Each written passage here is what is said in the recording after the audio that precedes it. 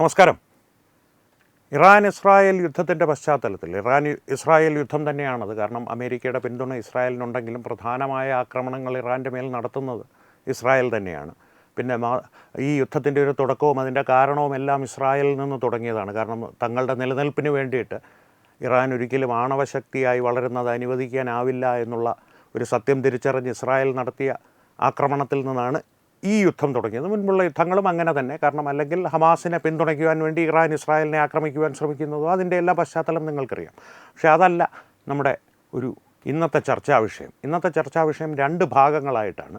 അതിൽ Iran Israel യുദ്ധത്തിൻ്റെ ഒരു ഭൂരാഷ്ട്ര സ്വാധീനം അല്ലെങ്കിൽ ഒരു ജിയോ പൊളിറ്റിക്സ് ഇൻഫ്ലുവൻസ് അല്ലെങ്കിൽ എന്തെല്ലാം മാറ്റങ്ങൾ ഒരു സമവാക്യങ്ങളിൽ, രാഷ്ട്രീയ സമവാക്യങ്ങൾ, ഭൂരാഷ്ട്ര സമവാക്യങ്ങളിൽ ഉണ്ടാകുമെന്നുള്ളതിനെക്കുറിച്ച് വളരെ വിശദമായി തന്നെ ഈ പ്രേക്ഷകരോട് ആർപിയും ഹരിയും ഒക്കെ വിവരങ്ങൾ പങ്കുവച്ചിട്ടുണ്ട്. ആ വീഡിയോകൾ കാണുക. അതല്ല നമ്മുടെ ഇന്നത്തെ ഒരു ചർച്ചാ വിഷയം. സാമൂഹ്യ മാധ്യമങ്ങളിൽ ഈ യുദ്ധത്തിൻ്റെ പശ്ചാത്തലത്തിൽ നിരവധി ചോദ്യങ്ങളും സംശയങ്ങളും ആരോപണ പ്രത്യാരോപണങ്ങളും ഒക്കെ ഉയർന്നു വരുന്നുണ്ട്. അതിൽ പ്രധാനമായത് ഇറാൻ ഭാരതത്തിൻ്റെ സൗഹൃദ രാഷ്ട്രമാണ് എന്നൊരു ഭാഗം, ഇസ്രായേൽ ഭാരതത്തിൻ്റെ സൗഹൃദ രാഷ്ട്രമാണ് എന്നൊരു ഭാഗം.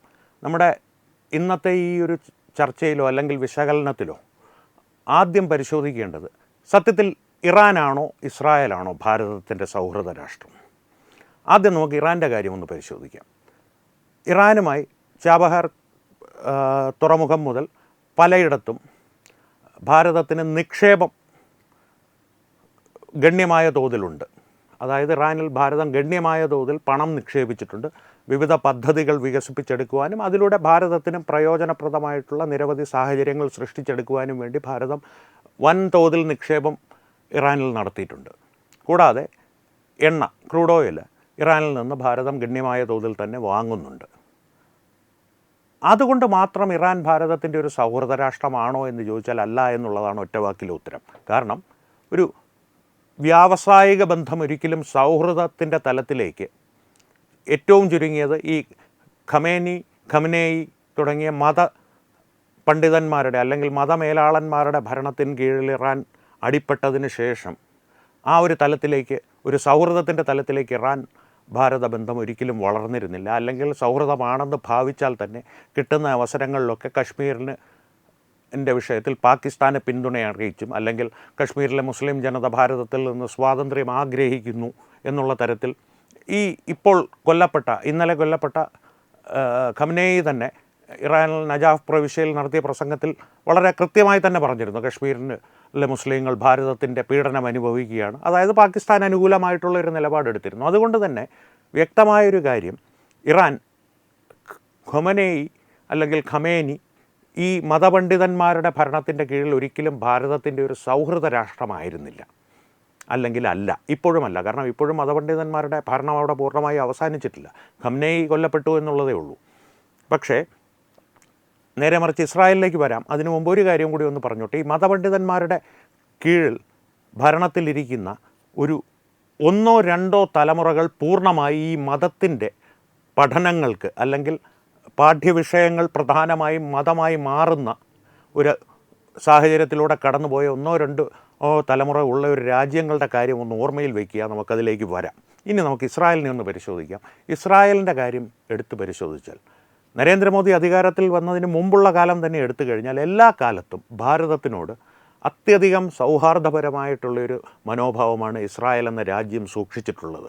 അതിൻ്റെ പ്രധാന കാരണം ലോകം മുഴുവൻ ജൂതന്മാരെ വേട്ടയാടിക്കൊണ്ടിരുന്ന കാലത്ത് അവർക്ക് അഭയം കൊടുത്ത ചുരുക്കം രാജ്യങ്ങളിലൊന്ന് ഭാരതമാണ്. കാരണം കൊച്ചിയിലും മുംബൈയിലും വടക്ക് കിഴക്കൻ സംസ്ഥാനങ്ങളിലുമൊക്കെ നിരവധി ജൂത ഗോത്രങ്ങൾ വന്ന് താമസിക്കുകയും അവർ ഭാരതത്തിലെ ആളുകളായി അവരിൽ പലരും മാറുകയും, നേരത്തെ മുമ്പൊരു വീഡിയോയിൽ ഞാൻ പറഞ്ഞിരുന്നു, JFR ജേക്കബിനെ പോലുള്ള പ്രഗത്ഭരായ സൈനികോദ്യോഗസ്ഥൻ മുതൽ ശാസ്ത്രജ്ഞന്മാർ, വ്യവസായ പ്രമുഖർ, അങ്ങനെ പലരും ഭാരതത്തിന് വൻ സംഭാവനകൾ നൽകിയ ഗണ്യമായ സംഭാവനകൾ നൽകിയ പ്രമുഖ പൗരന്മാരായി മാറിയ ജൂതന്മാരുണ്ട്. എന്നാൽ സുരക്ഷിതമായി ഭാരതത്തിൽ താമസിച്ച് ഭാരതത്തിനോട് നന്ദി അറിയിച്ച് ഇസ്രായേലിലേക്ക് മടങ്ങിയൊരു നല്ലൊരു വിഭാഗം ജൂതന്മാരുമുണ്ട്. അവരിന്നും ഭാരതത്തെ നന്ദിയോടുകൂടി ഓർക്കുന്നുണ്ട്.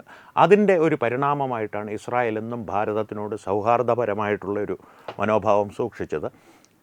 ഏത് സാഹചര്യത്തിലെന്ന് കൂടി ആലോചിക്കണം. പലപ്പോഴും നരേന്ദ്രമോദി അധികാരത്തിലെത്തുന്നതിന് മുൻപ് കോൺഗ്രസ് ഭരണത്തിൽ ഇന്ത്യ ഒരു നീണ്ട കാലം ഉണ്ടായിരുന്ന കാലത്ത് എല്ലാ കാലത്തും പലസ്തീൻ അനുകൂലമായിട്ടുള്ള ഒരു നിലപാടാണ് ഭാരതം സ്വീകരിച്ചിരുന്നത്. എന്നിരുന്നാൽ പോലും എപ്പോഴൊക്കെ പാകിസ്ഥാനുമായിട്ടൊരു യുദ്ധമുണ്ടായോ അല്ലെങ്കിൽ പാകിസ്ഥാൻ്റെ ഒരു ആക്രമണം ഭാരതത്തിന് നേരെ ഉണ്ടായോ ആ സമയത്തൊക്കെ ഒളിഞ്ഞും തെളിഞ്ഞും രഹസ്യമായ ആയുധങ്ങളും ഒരു രഹസ്യാന്വേഷണ ഏജൻസികളുടെ തന്ത്രപ്രധാനമായ വിവരങ്ങളുമൊക്കെ കൈമാറിയും ഇസ്രായേൽ എന്നും ഭാരതത്തിൻ്റെ ഒപ്പം തന്നെ നിലനിന്നിരുന്നു. കാർഗിൽ യുദ്ധത്തോടുകൂടി രഹസ്യമായി സഹായിച്ചിരുന്നത് പരസ്യമായി തന്നെ സഹായിക്കുന്നു എന്നുള്ളൊരവസരത്തിലേക്കെത്തി നരേന്ദ്രമോദി സാഹചര്യത്തിലേക്കെത്തി നരേന്ദ്രമോദി അധികാരത്തിൽ വന്നതിന് ശേഷം ആ സൗഹൃദം ശക്തിപ്പെടുകയും പ്രത്യേകിച്ച് ഇസ്രായേൽ പ്രധാനമന്ത്രി ബെഞ്ചമിൻ നെതന്യാഹുവും നരേന്ദ്രമോദിയും തമ്മിലുള്ള വ്യക്തിപരമായ ബന്ധം കാരണം കൊണ്ടുകൂടി ഇസ്രായേൽ ഭാരതത്തിൻ്റെ ഏറ്റവും ശക്തമായ ഒരു സൗഹാർദ്ദ രാഷ്ട്രമായി മാറുകയും ചെയ്തിട്ടുണ്ട്. അപ്പോൾ സൗഹാർദ്ദ രാഷ്ട്രം ഏതാണ് എന്നുള്ള ചോദ്യത്തിന് വ്യക്തമായ ഉത്തരം തന്നെ നിലവിലുണ്ട്. ഈ ആരോപണ പ്രത്യാരോപണങ്ങൾ ഉയർത്തുകയും അവിടെ ഇങ്ങനെ ചെയ്തു, ഇറാനിൽ നിന്ന് എണ്ണ വാങ്ങുന്നു, ഇതൊന്നും ഇറാൻ സൗജന്യമായല്ല ഭാരതത്തിന് എണ്ണ തരുന്നത്. ലോകരാഷ്ട്രങ്ങളുടെ നിരവധി ഉപരോധങ്ങളിൽപ്പെട്ട് വലഞ്ഞു കിടക്കുന്ന ഇറാന് സത്യത്തിൽ സഹായിക്കുകയാണ് ഭാരതം ചെയ്യുന്നത്. ആ കൂട്ടത്തിൽ ഭാരതത്തിന് ലാഭമുണ്ട്. വെറുതെ സഹായിക്കാൻ ഈ ഒരു ഗ്രാമ്യമായ ഭാഷയിൽ പറഞ്ഞാൽ നമ്മുടെ അമ്മായിയുടെ മോനൊന്നും അല്ലല്ലോ. അമ്മായിയുടെ മോനെന്ന് മാത്രമല്ല, കിട്ടുന്ന അവസരത്തിലൊക്കെ നമുക്കിട്ട് പാര വയ്ക്കുന്ന ഒരു അയൽക്കാരൻ കൂടിയാണ്. അയൽക്കാരൻ എന്ന് തന്നെ പറയേണ്ടി വരും. അതിർത്തി പങ്കിടുന്നില്ലെങ്കിൽ പോലും അഫ്ഗാനിസ്ഥാനുമായി അല്ലെങ്കിൽ പാകിസ്ഥാനുമായി ഇറാൻ അതിർത്തി പങ്കിടുന്നു എന്നുള്ളത് കൊണ്ട് അയൽക്കാരൻ എന്ന് തന്നെ വേണമെങ്കിൽ പറയാം. കിട്ടുന്ന അവസരത്തിലൊക്കെ നമുക്ക് പാര പണിയുന്ന ഒരു അയൽക്കാരൻ കൂടിയാണ് ഇറാൻ. എന്നിട്ട് പോലും അവരിൽ നിന്ന് എണ്ണ വാങ്ങി അവർക്ക് കഴിയുന്ന സഹായങ്ങൾ ഭാരതം ചെയ്യുന്നുണ്ട്, അവിടെ നിക്ഷേപങ്ങളും നടത്തുന്നുണ്ട്. പക്ഷേ അവരൊരു സൗഹാർദ്ദ രാഷ്ട്രമായിട്ട് കാണേണ്ടതില്ല എന്നുള്ളതാണ് എൻ്റെ ഒരു വ്യക്തിപരമായ അഭിപ്രായം. ഇപ്പോഴത്തെ ഭാരത സർക്കാരിൻ്റെ ഒരു നിലപാടും അവരത് തുറന്ന് പറയുന്നില്ലെങ്കിൽ പോലും ഇസ്രായേലിൻ്റെ ഒപ്പമാണ് ഞങ്ങൾ എന്ന് പ്രഖ്യാപിക്കുന്നതിലൂടെ അതുതന്നെയാണ് ഭാരത സർക്കാരിൻ്റെ നിലപാടുമെന്നുള്ളത് വ്യക്തമാണ്. ഇനി ഞാൻ നേരത്തെ പറഞ്ഞ ഈ മതരാഷ്ട്രങ്ങളുടെ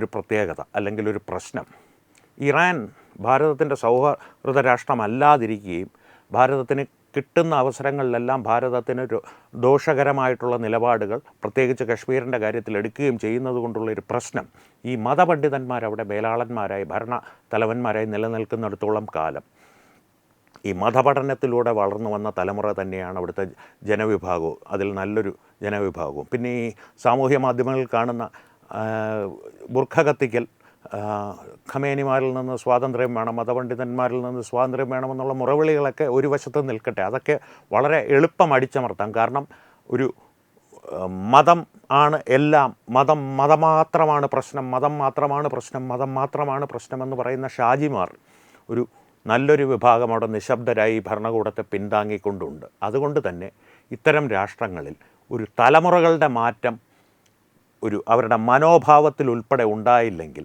എത്ര ശക്തമായ ജനാധിപത്യ സംവിധാനം അവിടെ ഏത് വിധേന കൊണ്ടുവന്നിട്ടും ഒരു കാര്യവുമില്ല. നിരവധി ഉദാഹരണങ്ങൾ നമ്മുടെ മുമ്പിലുണ്ട്.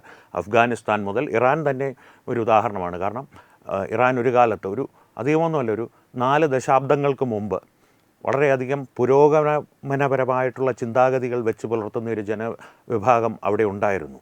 ഒറ്റ രാത്രി കൊണ്ടാണ് അയത്തുള്ള ഖൊമേനി പല വിദേശ സഹായങ്ങൾ, റഷ്യയുടെ ഉൾപ്പെടെയുള്ള വിദേശ സഹായങ്ങളുണ്ടായിരുന്നു. പക്ഷേ അയത്തുള്ള ഖൊമേനി അവിടെ ഷാ പലായനം ചെയ്ത അയത്തുള്ള ഖൊമേനി ഇറാനിൽ വന്ന് ഇറങ്ങുമ്പോൾ അയാളെ സ്വീകരിക്കാനായിട്ട് ലക്ഷക്കണക്കിന് ആളുകളാണ് വിമാനത്താവളത്തിലെത്തിയത്. കമ്മ്യൂണിസ്റ്റുകാർ വന്ന് അദ്ദേഹത്തെ പിന്തുണച്ചിരുന്നു. ആദ്യത്തെ ഖൊമേനി, ഈ ഇപ്പോൾ മരിച്ച ഖമനേയിയുടെ കാര്യമല്ല പറയുന്നത്, അയത്തുള്ള ഖൊമേനിയെ കമ്മ്യൂണിസ്റ്റുകാരും പിന്തുണച്ചിരുന്നു. അധികാരമേറ്റതിന് ശേഷം ആദ്യം അദ്ദേഹം ചെയ്തത് കമ്മ്യൂണിസ്റ്റുകാരെല്ലാം വേരോടെ ഇല്ലാതാക്കുകയായിരുന്നു. അതും ഒന്ന് ഓർമ്മിപ്പിച്ചു എന്ന് മാത്രം സാന്ദർഭികമായിട്ട്. അപ്പോൾ ഞാൻ പറഞ്ഞു വന്നത്, ഈ ഒരു മതമേലാളന്മാർ ഭരിക്കുന്ന ഒരു ജനത, അതിനെ മാറ്റിയെടുക്കുക അത്ര എളുപ്പമല്ല. കാരണം തലമുറകളുടെ മനസ്സിൻ്റെ ഒരു പരിവർത്തനം ചെയ്യേണ്ടി വരും. മതപരിവർത്തനമല്ല ഞാൻ ഉദ്ദേശിക്കുന്നത്, അവരുടെ മനസ്സിലെ ഒരു മനോഭാവം മതമാണ് എല്ലാം എന്നുള്ളൊരു ചിന്ത മാറ്റിയില്ലെങ്കിൽ എന്ത് ജനാധിപത്യം അവിടെ കൊണ്ടുവന്നിട്ടും ഒരു കാര്യവുമില്ല. അതും കൂടി കൊണ്ടാണ് ഇറാനെ പോലുള്ളൊരു രാജ്യം ഒരിക്കലും ഭാരതത്തിനെ പോലുള്ളൊരു രാഷ്ട്രത്തിൻ്റെ സൗഹൃദ രാഷ്ട്രമായി മാറാത്തത്. അപ്പോൾ ആ ഒരു ചോദ്യത്തിനുള്ള ഉത്തരം എൻ്റെ വ്യക്തിപരമായിട്ടുള്ള അറിവുകൾ വെച്ച് നിങ്ങളുമായി പങ്കുവെച്ച് കഴിഞ്ഞു. നിങ്ങളുടെ അഭിപ്രായങ്ങൾ എന്താണെന്നുള്ളത് കമൻറ്റുകളിലൂടെ അറിയിക്കുക. അപ്പോൾ എന്തായാലും അടുത്ത ഭാഗത്തിൽ കാണാം. നന്ദി, നമസ്കാരം. Brought you by Kerala AIDS control society. HIV AIDS സംബന്ധമായ സംശയങ്ങൾക്ക് 1097 എന്ന 24 മണിക്കൂറും പ്രവർത്തിക്കുന്ന ടോൾ ഫ്രീ നമ്പറിലേക്ക് വിളിക്കുക.